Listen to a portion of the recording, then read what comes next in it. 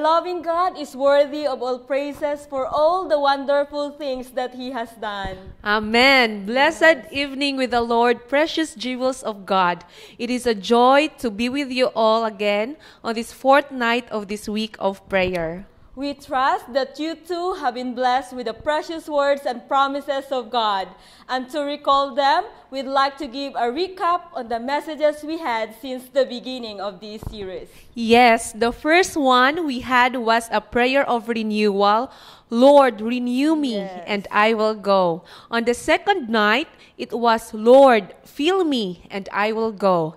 And last night, we had, Lord, free me, and I will go. Amen. And tonight, mga kapaglaom, do you long to be healed from the spiritual malady which has been inflicting human race?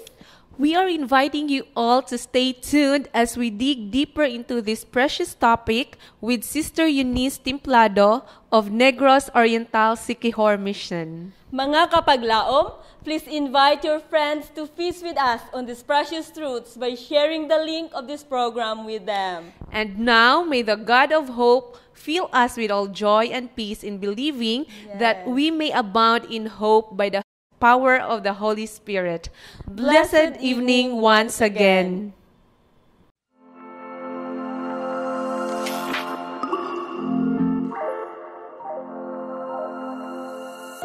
Maayong gabi sa tanan atong mga kaigsuunan, mga higala, mga kapaglaom og sa tanan nga naglantaw niini nga programa via Facebook, YouTube og sa tanang kanunay nagapaminaw sa matag gabi nato nga programa ang atong Youth Week of Prayer sponsored by our youth from different missions of the CPUC.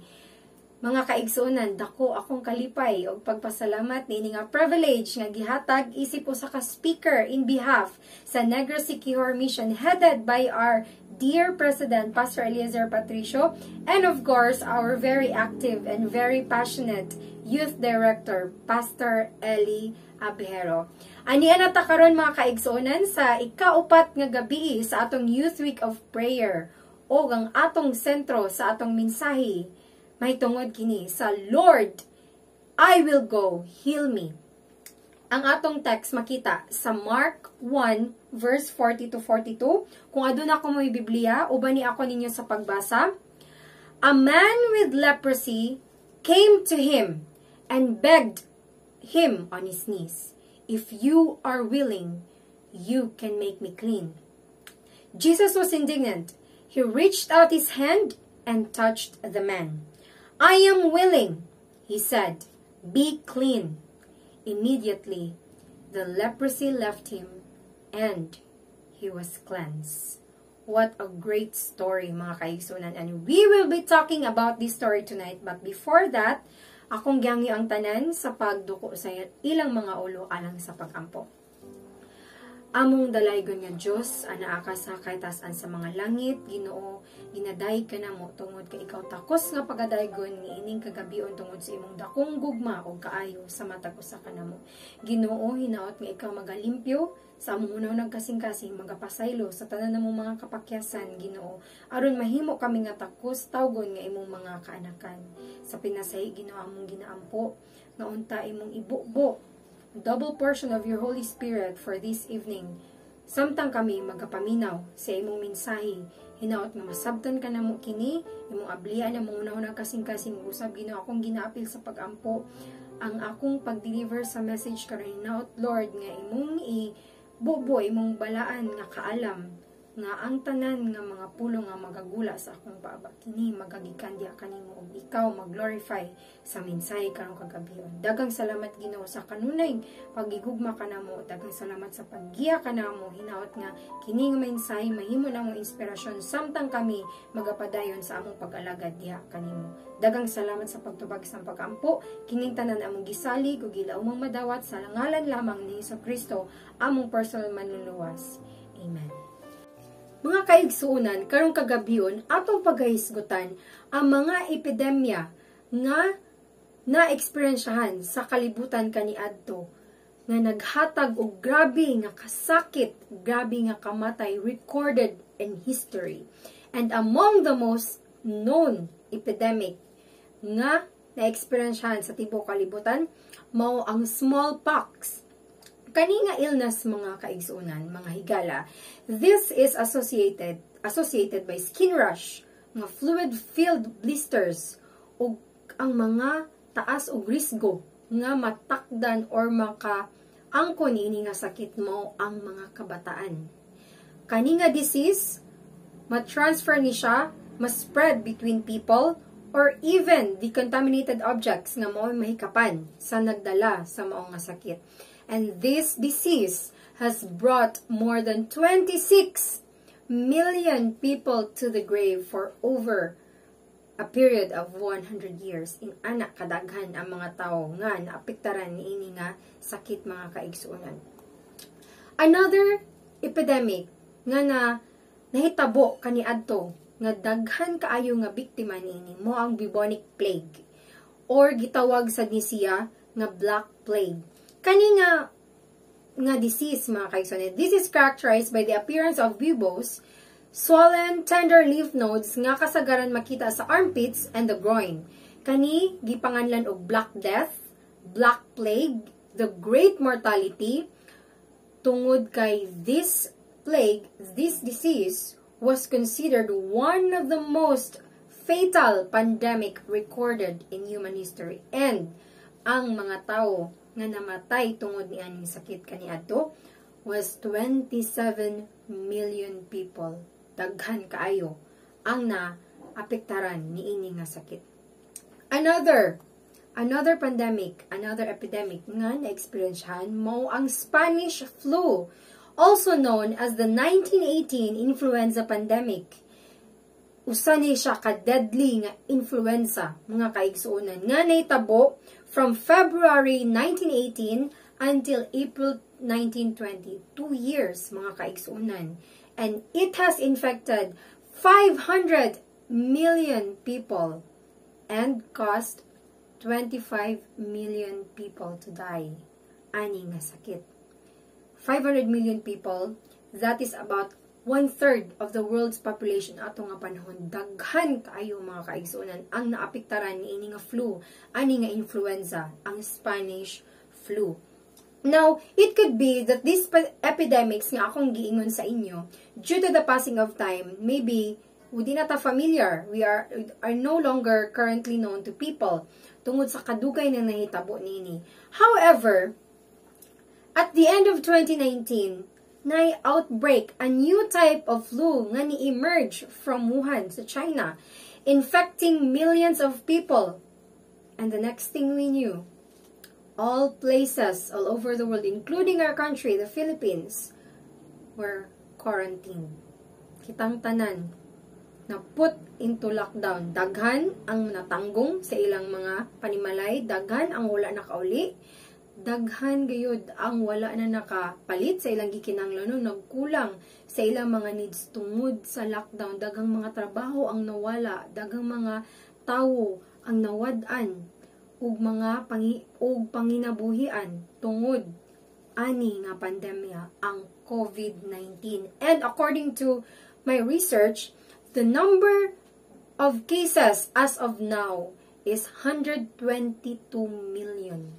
Hapit na tuig kitang nag-antos. Kapin na gyud sa tuig mga kaigsunan kitang nag-antos ani nga mao nga pandemya ug nag-adapt sa new normal.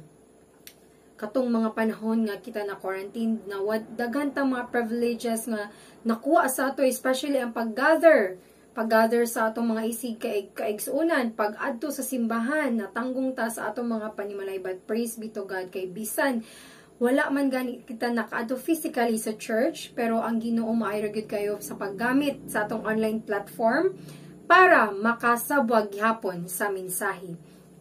Let's go back to COVID-19 mga kaigsuonan. Ang number of death as of the moment is around 2.7 million, and every day hantud karon no, nagpadayon lang gihapon ang gidaghanon sa mga reported number of positive cases. Kay wala lang gihapon kini nasugpo. We thought that after a year or two mawala na kini, but no, wala lang gihapon, nagsuffer lang gihapon ta, daghan lang gihapong tawo ang nakabsan og kinabuhi tungod ani nga pandemya. Now, although these pandemics has caused us pain, suffering, turmoil, there is an epidemic, mga kaigsuunan, more mortal than smallpox, more mortal than the Black Plague, and including even COVID-19. And today's message, we will talk about that illness. Unsa pa di ay ang illness nga mas grabe pa gayud sa COVID, mas grabe pa gayud sa Black Plague. If we go back to our key text for this evening in Mark 1:40-42, it tells us about a story of a certain leper. Kaning leper, mga kaigsunan, usa ni siya katawo nga adunay sakit nga mao ang leprosy.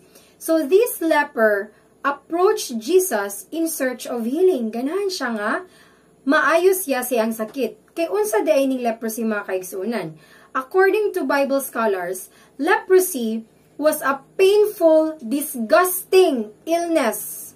Daghan gyud nga mga katawhan sa unang panahon, especially in the time of Jesus, nga ga-view sa leprosy as the worst illness. And it was greatly feared. Not only for the fact that it was incurable, but also for the marks that remained on the people who suffered from it. Kaning mga tao nga naay leprosy sa unang panahon, gi-consider ni sila nga mga unclean, for there was no cure. Kani nga sakit sa unang panahon, walay kaayuhan, walay tambal, moong gikahadlukan gyud kini sa tanang mga tao. Now, atong i-describe kung unsa gyud ang kahimtang sa leper sa unang panahon, kay nganong ganahan magyud siya maayo, nganong niadto man gyud siya ni Jesus in search for full recovery sa iyang sakit. Kaning mga leper kaigsuonan, the leper was considered totally disabled physically and spiritually. Ang tao nga naay leprosy, he had to stay 6 feet away from people. In anak kalayo ang distansya. Parehas ka na to karon sa COVID, no? Nga naatay social distancing. In anak pod ang mga tao nga naay leprosy, kinanglan magpalayo sila sa mga tao, including the members of the family. So, meaning, they will be isolated from the society. Layo dapat sila kay dili pwede nga makatakod sila sa uban nga tawo kay kani nga sakit gikahadlukan gayud sa unang panahon. Unsa pa gyud? The lepers were like the living dead. Unsa man day ginasuot sa una? Ang mga lepers sa unang panahon, mga kaigsuunan, they use a black cloak. Magsuot sila black nga cloak sa unang panahon to be recognized as someone among the dead. So, murag gi-consider jud na jud sila sa society nga patay. Nga patay na sila, living dead. In anak kagrabe ang paglantaw sa society sa unang panahon sa mga tao nga naay sakit nga leprosy. Grabe ang pagdown nila niini nga mga tao. Another, they were expelled from society. Nga naman, they are not allowed to live inside the walls of the city. Dapat layo, lahi gyud sila nga puyanan. Parehas karon nga ang mga tawo nga naay COVID, gina-isolate gyud sa mga facilities nga gihatag sa gobyerno. Lahi gayud sa imong pamilya, lahi sa mga tawo sa komunidad, kay dili pwede nga makatakod sila in ana usab ang mga tawo kaniadto nga nagsuffer sa leprosy.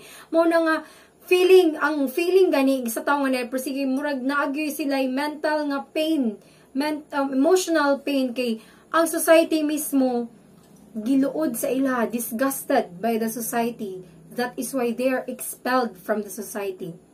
And unsa pagyud, mga kaigsunan, the lepers were considered excluded from divine favor.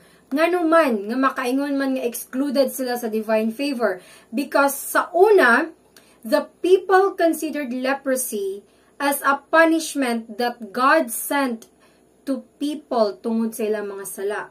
Ilang gituhan nga ang katong mga tao nga grabe kay mga sala mo nay maigo sa leprosy, or katong mga tao nga nagsuffer og leprosy tungod na sa ilang mga sala nga ginabuhat.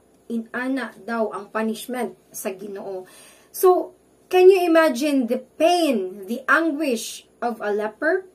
Una nga, ang leper nga niduol ni Jesus Christ, ganahan gyud siya maayo tungod sa grabe nga suffering nga iyang ginabati. Being totally separated from family, being separated from friends, from the society. Imagine the emotional and mental pain nga mabati sa usa ka tawo nga naay sakit nga inana, ikaw pa nagsuffer ka nga sakit, dahil ang society i-down pagyud kanila tungod kay salot ka sa komunidad tungod sa imong sala nga wala gani nimo tuyo ang maangkon nimo. So living with an illness that was supposed to be a punishment from God, sent to be to the worst sinners. Inana ang mga nabati sa unang panahon sa mga tawo nga naay leprosy. But my dear friends, allow me to specify that even though the leprosy was a terrible illness, kaning gikahadlukan nga sakit sa unang panahon, this was not the worst of all illnesses. Dili gyud ay kani ang worst. There is a sickness, naapag yun ay disease, na ay sickness that is much more dangerous, mas dangerous pagyud, worse pagyud, sa leprosy, of which the leprosy is only a symbol. Gisymbolize lang kini sa leprosy. Unsa man kini nga sakit, unsa kini nga disease, nga grabe pagyud ka destructive, grabe nga makaguba sa atong kinabuhi. If we look on Ellen White's writing in Desire of Ages, page 266, diri nag-ingon, the work of Christ in cleansing the leper from his terrible disease is an illustration of his work in cleansing the soul from sin. Unsa di ay? Ang sin, sala. Its deadly poison permeated his whole body. The disciples sought to prevent their master from touching him, for he who touched a leper became himself unclean. Kay diba? As what I have said, ang leper gi-consider nga hugaw. So ang tao nga muhikap sa usa ka leper, automatic mahimo nga unclean. But in laying his hand upon the leper, Jesus received no defilement. His touch imparted life-giving power. The leprosy was cleansed. Thus, it is with the leprosy of sin, deep-rooted, deadly, and impossible to be cleansed by human power. So, unsa man gyud ay ang mas grabe pa gyud sa tanan nga mga disease nga atong ma-experiencehan sa atong tibuok kinabuhi, mao kini mga kaigsuonan, ang sin, ang sala. Sin is considered the most mortal and the most destructive of all diseases. Ang leprosy, mga kaigsuonan, is just a symbol. In fact, it is a perfect symbol of sin that is the most mortal and destructive of all the diseases that we have discussed. Now, there is a comparison between leprosy and sin according to the preacher Greg Laurie. Ato kining i-discuss, ato kining tukion, mga kaigsuonan. First, leprosy initiates in an imperceptible manner. Wala lang ta nasayod nga inanan di ay may tabo na di makasala na di ta sama sa leprosy nga wala ta nagdahom nga makaangkon ta nini nga sakit. Sin also begins in the same way. Inana usab ang sala, mga kaigsuonan. Si Eve, atong panahon nga nag-istorya siya sa serpent, wala siya nag-imagine, wala siya nagdahom, nag-expect nga those simple conversation nga iyang gi-spend with the serpent atong tree will open the door of evil for this planet. Wala siya ga-expect nga katong pakigistorya niya sa serpent, muod di ay mahimong sinugdanan sa sala diri sa kalibutan. Si David, wala siya nagdahom, wala siya nagunahuna nga ang paglantaw niya sa usa ka babayi nga dili iyang asawa sa iyang soldier, muoy maghatag o grabe nga consequence sa sala nga iyang mabuhat from generation to generation. Imagine 5 ka generation sa family ni David ang nagsuffer sa consequence sa sala. Ug mga kaigsuonan, wala to nila damha nga mabuhat nila to nga sala. Inana kagrabe.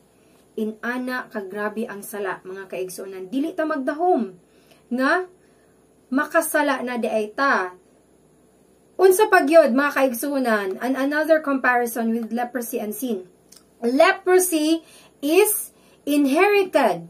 It could be an evil transmitted from generation to generation. Now, as human beings, we are all born sinners. We inherit sin from our first parents. Kita gipanganak nga makasasala. Matod pa sa Romans 3:23, for all have sinned and fall short of the glory of God. Kitang tanan nakasala, walay usa nga wala nakasala, walay perpekto nato, ang Ginoo lang gayud. Busa kita tanan nga mga katawhan diri sa kalibutan nakasala. Therefore, we are not sinners because we sin, but we sin because we are sinners. Next comparison that we will discuss is leprosy expands in a rapid manner. Ang mga sala pod mga kaigsuonan mo grow sa di siya. Sin grows. Labi na kung atong palanggaw na itong mga sala, kung ginapalangga ninyo yung mga sala mga kaigsuonan, kini mutubo gayod. Wala ta na sayod. Especially kanang mga bata, no? Bata pa ta, hinahinay patagkuot sa sukli, sa atong mama, mga sinsilyo, ipit-ipit patag ginagmay. Wala ta na sayod. Nga nahimo din ng habit, nga nagdako ta nga magkuha na tag mga dinagko na nga mga butang inana ang sala mga kaigsunan. It grows and expands in a rapid manner. Paspas gyud nga wala ta nakabalo sa simple na natong pagkuyog-kuyog sa atong mga kahigalaan nga dili maayog impluwensya. Wala na ta kabalo nga nagtubo na di atong mga sala ug na lunod na kita sa kasalanan. Inana ang sala mga kaigsunan. Og kung kamo nagigugma sa iyong mga sala o giampingan niyo mga sala, mga kaigsunan, naa kamo sa dangerous nga state. So please, ayaw gayud ninyo higugma yung mga sala, itugyan kini tanan sa Ginoo kay dili gayud maayo kini nga atong kimkimon, ato kining itugan sa Ginoo, ato kining pahinulsulan kay ang Ginoo lang gayud ang maghatag kanatong kabag-uhan sa atong kinabuhi. Lastly, mga kaigsuonan, leprosy is highly infectious. Sama sa mga epidemics, pandemics nga atong gidiscuss, ang sala pod maka-infect sa tanan. And unsa pagyud ang bad nga news ani, the consequences of sin dili lang kini i-suffer sa mga tawo nga nagpakasala, kundi ang mga tawo nga gapalibot niya, especially ang pamilya. Mao ginay una nga maapektaran basta mo kumitag sala ang atong pamilya, atong mga higala, atong mga suod sa kinabuhi. Sama ni David, matud pa sa akong gingon kaganina, nga sa iyang sala, sa iya lang paglantaw, sa iyang kaibog sa usa ka babay nga dili ang asawa, ang consequence sa iyang sala gisuffer hantod sa ikalima nga henerasyon sa iyang pamilya. Inana ka-infectious ang sala, mga kaigsuonan. So what most stands out from the encounter between Jesus and the leper is not the desperate condition, sa iyang condition nga naa siya leprosy, nor the turmoil that the illness has done to his body, but the wonderful miracle nga nahitabo sa iyang kinabuhi. Pinaagi sa gahom ni Ginoong Hesus mo. O kini ang nag-stand out sa story sa leper nga ni approach ni Jesus in search of healing. According to Mark chapter 1 verse 41 to 42, diri nag-ingon ang miracle. Jesus was indignant. He reached out his hand and touched the man. I am willing, he said. Niingon ang leper, I am willing. And God said, be clean. Immediately, the leprosy left him and he was cleansed. So, in just a snap of a finger, in a blink of an eye, pag-ingon sa Ginoo nga, be clean, na limpyo gayod, na ayo gayod ang mao nga leper. Siya nawad-an sa sakit nga gikadlukan sa tanan, ni pahawa sa iya nga lawas. And according ni Ellen White, immediately a change passed over the leper. His flesh became healthy, the nerves sensitive, the muscles firm, the rough, scaly surface peculiar to leprosy disappeared, and a soft glow like that upon the skin of a healthy child took its place. In ana kanindot ang transformation nga gibuhat sa Ginoo sa tawo nga nagsuffer sa sakit nga leprosy. He was restored to a whole new being. He was restored physically. He was restored emotionally, mentally, and most of all, he was restored spiritually. Now, allow me to tell you something that I have discovered as I was studying this sermon, mga higala. Sa pag-heal sa Ginoo sa mga illnesses, di ba nasayod kita, si Jesus, sa iyang paghanidiri sa kalibutan, nag-perform siya mga healing ministry. Dagan kay siyang sakit ng ipangayo, mga buta, mga bungol, tanan-tanan nga mga tao nga mudol kaniya para muhangyo ang ayon sila iya kining giayo. And the writers of the gospel, ang ilang gigamit nga word, the Greek verb for healing is the word aiomai, which means to heal. But in the case of the leper, sa miracle nga naitabo sa leper, the gospel writers used another Greek verb, a distinct Greek verb for the healing of the leper. The word is katharizo. Katharizo, it means to clean or to purify. Now, kaning nga verb mga kaigsuonan sa New Testament refers not only to physical purity and cleansing, but also to religious and moral in a sense of pure, free of stain and guilt. In summary, mga kaigsuonan, mga higala, mga kapaglaom, when Jesus healed the leper, sa pag-ayo ni Jesucristo sa maong tawo nga naay sakit sa iyang lawas, He gave him all the privileges of a healthy man. Tanan nga pribilehiyo sa usa ka tawo nga himsog, gihatag sa Ginoo. He was restored not only socially, but also religiously, spiritually, na-restore tanan iyang. He was a whole new being the moment that God said, be clean. Now, young people, mga kaigsuonan, if anything is clear in this miracle, it is the Word of God. The Word of God is only the antidote against the leprosy of sin. Now, some of you may believe na ang naghatag og healing sa leprosy mo ang touch ni Jesus, di ba? Kabantay ta sa text that He reached out His hand and touched him.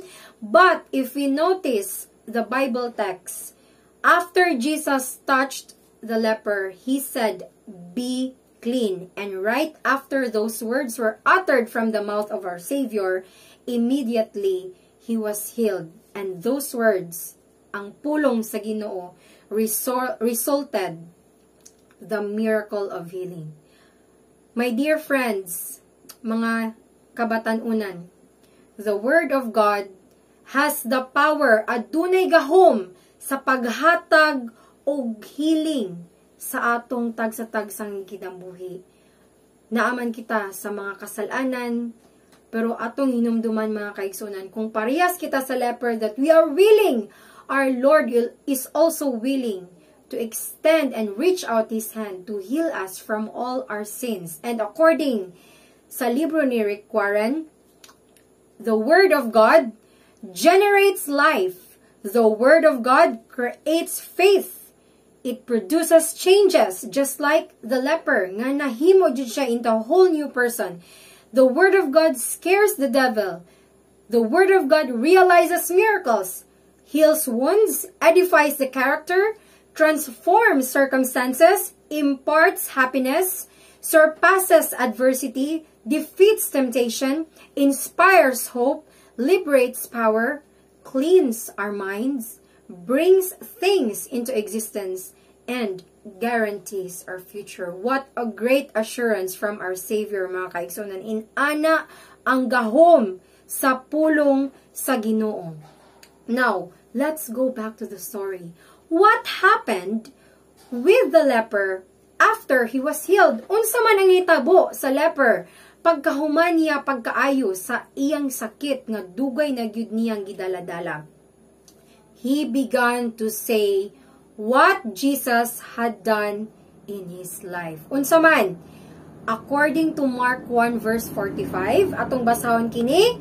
Instead, he went out, the leper, went out and began to talk freely, spreading the news. As a result, Jesus could no longer enter a town openly but stayed outside in lonely places. Yet, the people still came to him from everywhere. Kay nga naman, because the leper has spread the news already about his healing, about the miracle that he experienced. That is why ang people mo adto lang gyapon sa Ginoo, maskin ang Ginoo wala na nakadto sa ilang lugar, but because of that leper, naunsa di ang leper, he instantly became a missionary of God. He became an evangelist. He is the one spreading the news how powerful God is. Praise be the name of God, mga kaigsunan. Because wherever he went, wherever the leper went, maski asa man siya moadto, dili gyud niya matago ang grabe nga miracle ngayang na-experience. He repeated one time and again,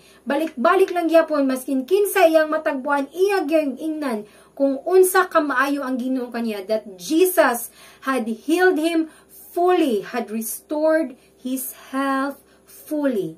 And his happiness, iyang kalipay mga kaigsuonan, was so great that he could not remain silent.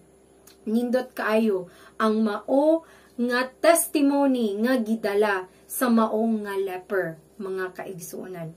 Now, when we experience the healing power of Jesus, mga kaigsuonan, we also cannot remain silent. Especially the moment that we accepted Jesus as our Savior. Dili gyud nato ni makimkim, ato gyud kining isulti ang joy nga tungod nindot kaayo og grabe kadako ang gugma sa Ginoo kanato, maskin unsa man kitang kamakasasala, ang Ginoo willing lang gihapon sa pagdawat kanato with open arms, as long as we too are willing to lay everything at His feet. Now, sin is the most lethal epidemic, but the Word of God is the antidote against sin. Ang pulong lang gyud sa Ginoo, mga kaigsuonan, ang makatambal, the only antidote sa tanan natong mga kasalanan. And when someone is healed from spiritual leprosy, that is sin, he will let others know about the wonders of the Lord. Now, there is something more, mga kaigsuonan. You and I are also called to demonstrate grace and love to those who are spiritual lepers. Sa tanan nga nag-antos pud gyapon sa ilang mga sala, tanan nga nag-antos sa mga kasakit sa kinabuhi, we are called to demonstrate. Now, a while ago, I heard this story about Jose Damian. Jose Damian is a young missionary from Belgium. He was born in the 1940s. So, sa unang paning panahon na itabo, kani nga istorya mga kaigsuonan. Usa ka adlaw ni ana, nakadungog siya nga daghan ang lepers, hundreds of them, nga nagpuyo sa usa ka island sa Hawaii. Nadunggan niya kini sa mga church leaders.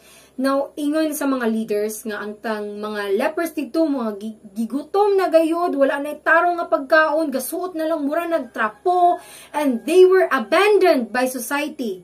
Na sa unang panahon, anak gyapon nga gi-expel gyud sa society, wala sila gi-accept tungod kay salot lagi sila sa mao nga komunidad.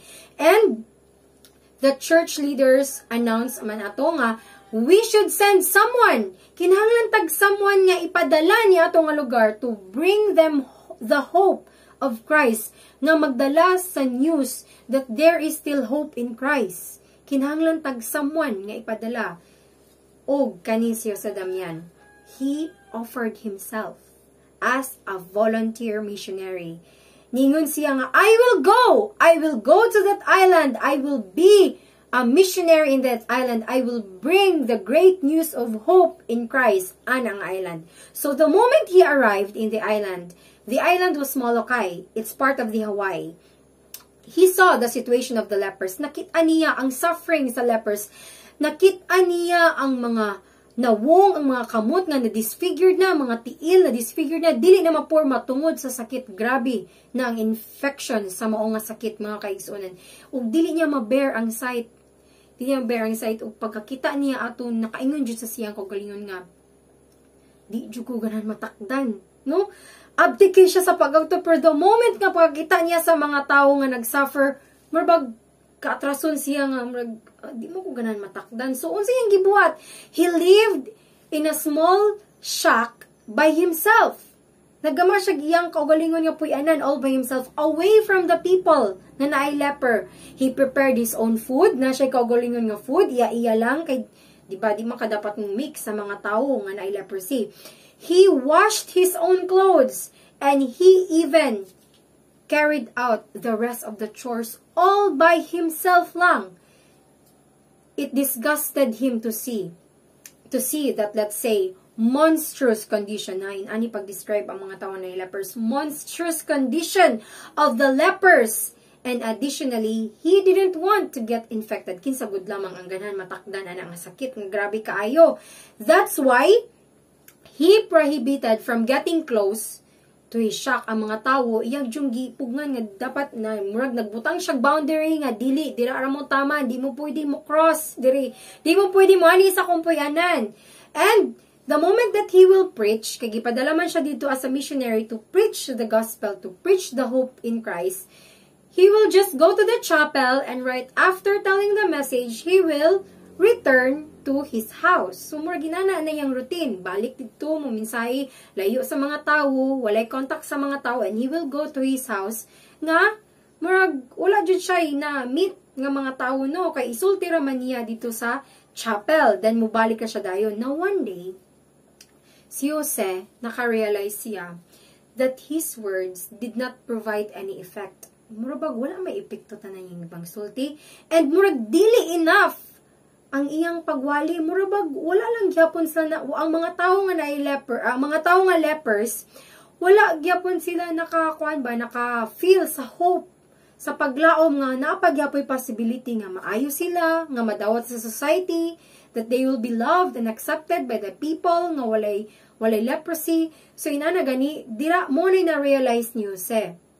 And right at that moment, he understood that the love of Christ should demonstrate itself with actions and not only with words. Na actions speak louder than words. Mo na understand ni Jose, na realize niya nga dili lang di ay puros pulong ang akong isulti.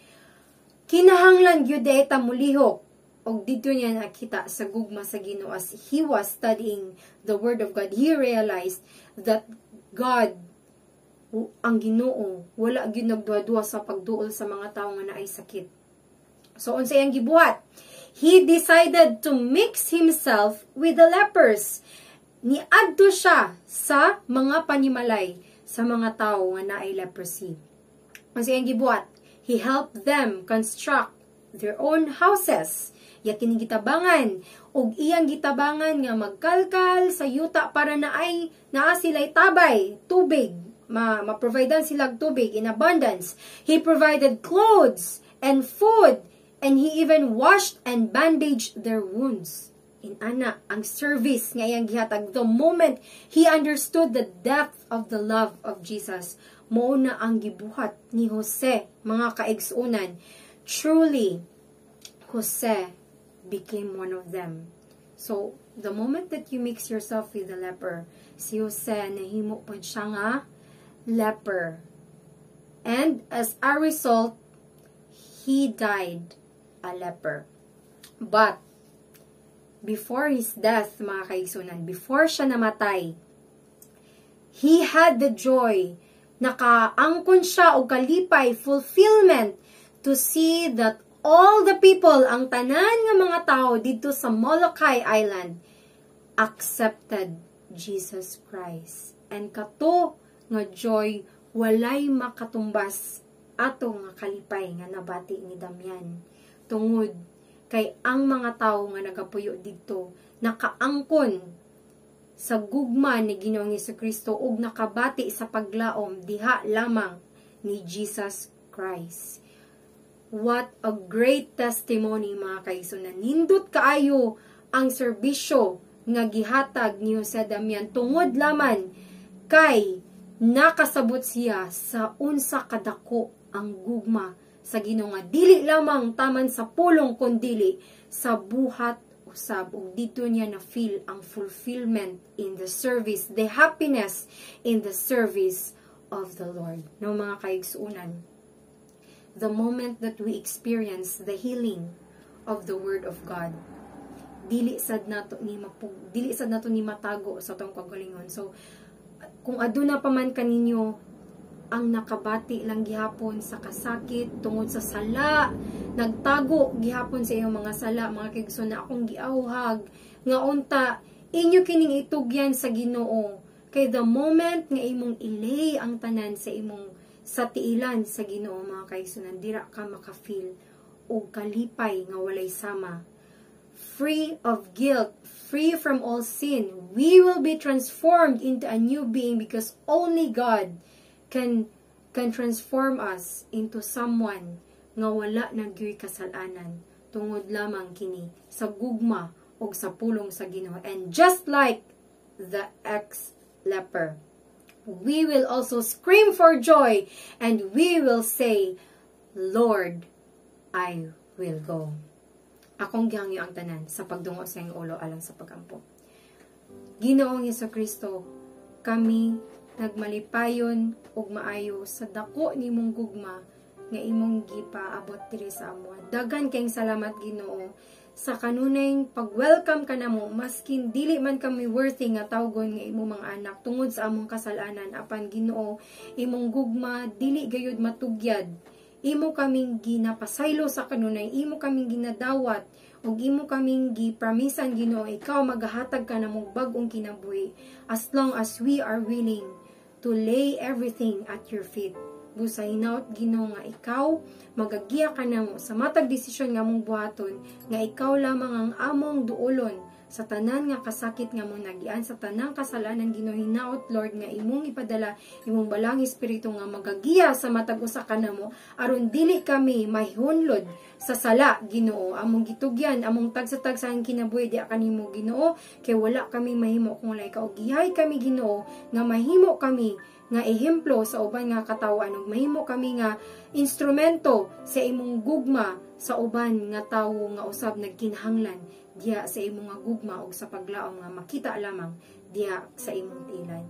Ginoo, dagang salamat sa kanunayng pag-remind ka namo kung unsa kadako ang imong pagihugma sa matag usa ka namo. Dagang salamat Ginoo sa tanan-tanan nga imong gibuhat sa kaayo ug sa tanan nga butang nga imong ginahatag diri kanamo. Kining tanan ang gisalig o gilaumong madawat sa ngalan lamang ni Jesucristo, among personal manluluwas. Amen. Amen. We praise the Lord for His message of healing. What a wonderful healer we all have. Amen for that, kapaglaom jay. Our Savior is truly wonderful. Friends, what else can Jesus do for you? Do you see your sins too dark to be cleansed? Can they still be forgiven? Mga kapaglaom, please join us again tomorrow on our next presentation entitled, Lord, Forgive Me and I Will Go, with Sister Jaser Gamotia of Negros Occidental Conference. Yes, mga kapaglaom, again, for your questions and concerns, please send them to our hotline numbers nga inyong makita dinha sa inyong mga screens. And for our radio listeners, among pagabasahon ang atong numbers.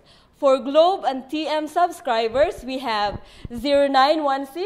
0916-361-3777. Again, 0916-361-3777. And for our smart and talk and text users, we have 0961-811-3777. Ako ang usbon, 0961-811-3777. Daghan kaayong salamat kaninyong tanan mga kapaglaom. When God calls, may we always respond, Lord, I will go.